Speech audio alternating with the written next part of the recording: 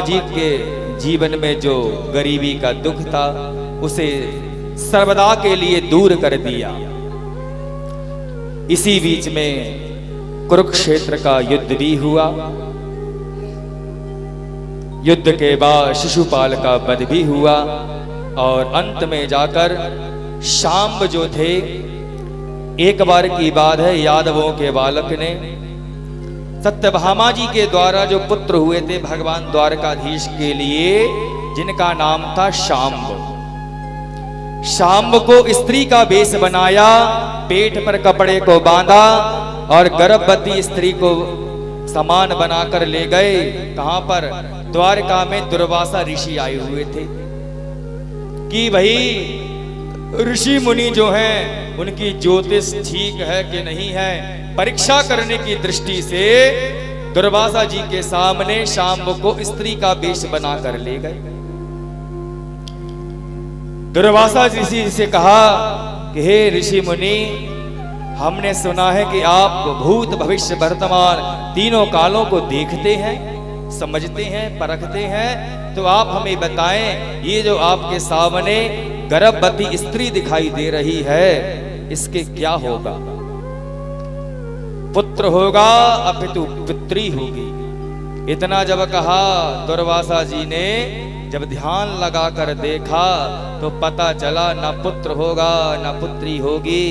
ये तो यदुवंशी यादवों के बालक जो हैं द्वारकाधीश के पुत्र को स्त्री का रूप बनाकर लेकर आए हैं, हमारा हास परिहास करने के लिए।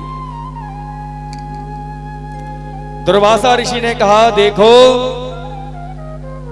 शांब, ये जो तुम स्त्री जिसे कह रहे हो, ये तो शांब है, और जब तुम इसके पेट का कपड़ा हटाओगे ना पुत्र दिखाई देगा ना पुत्री दिखाई। के बालक थे, मदरा को पी पी कर जुआ खेलते रहे, कहा सुनी हो गई, घास को काटा, एक दूसरे को घास से ही मारने लगे।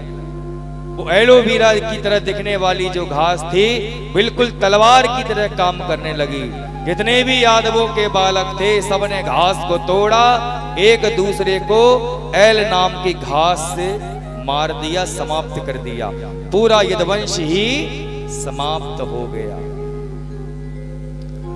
भगवान ने कहा, देखो श्राप तो मिला हुआ है, अपने हाथों से ही पूरी द्वारका को जलमग्न कर दिया। जब पूरी द्वारका को जलमग्न कर दिया, बलदाऊ भैया अपने धाम में चले गए।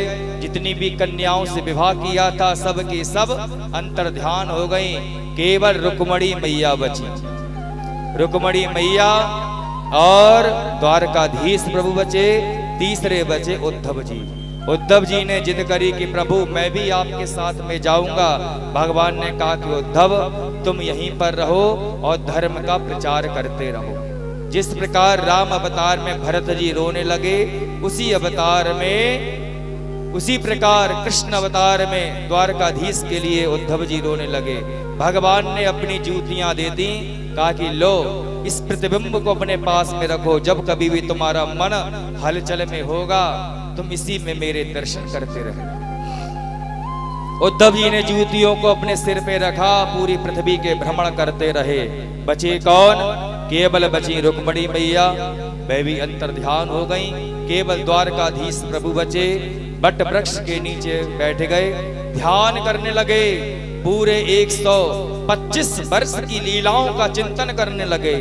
प्रभु जो है 100 वर्ष द्वारका में रहे, 25 वर्ष जो है वह ब्रजमंडल में रहे। 100 वर्ष कहाँ रहे? द्वारका में। पूरी 125 वर्ष की लीलाओं का चिंतन करते रहे। एक पेड़ के नीचे बैठकर जो मूसल का छोटा सा टुकड़ा था, जरा नाम के शिकारी को मिल गया, उसने अपने बाण पे लगा लिया शिकार खेलने के लिए। उसने देखा कि पेड़ के नीचे कोई हिरण है दिखाई दे रहा है। मन में सोचा, प्रभु के तलवों को देखा तो हिरण के कान को समझा, झाड़ी में छुप के तीर को मारा तो भगवान के तलवे में वो तीर लगा। भगवान के मुख से आवाज निकली, जरा नाम का शिकारी आया, प्रभु मुझे क्षमा करें, मुझसे अपराध हो गया। प्रभु ने कहा कोई बात नहीं, ये भी हमारी लीला का ही अंश है। अंत में जो है प्रभु लीला का अंतिम लीला करते हुए फाल्गुन के महीने में ब्रजमंडल में आ गए। उधर शुक्रताल महातीर्थ में परीक्षित ने स्नान किया। स्नान करके फूलदार वृक्षों से पौधों से फूल को लिया, फलों को लिया, गुरु शुक्रदेव के लिए पूजन किया। अब यहीं से ही व्यास पूजन प्रारंभ हो जाता है। जिस प्रकार परीक्षित जी ने फूलों के द्वारा, फलों के द्वारा, अपने सामर्थ्य के द्वारा भगवान को कथा श्रवण कराई, व्यास पूजन किया शुक्रदेव जी का, इसी प्रकार आप सब भी पूजन करेंगे। तत्पश्चात होली का आनंद लेते हुए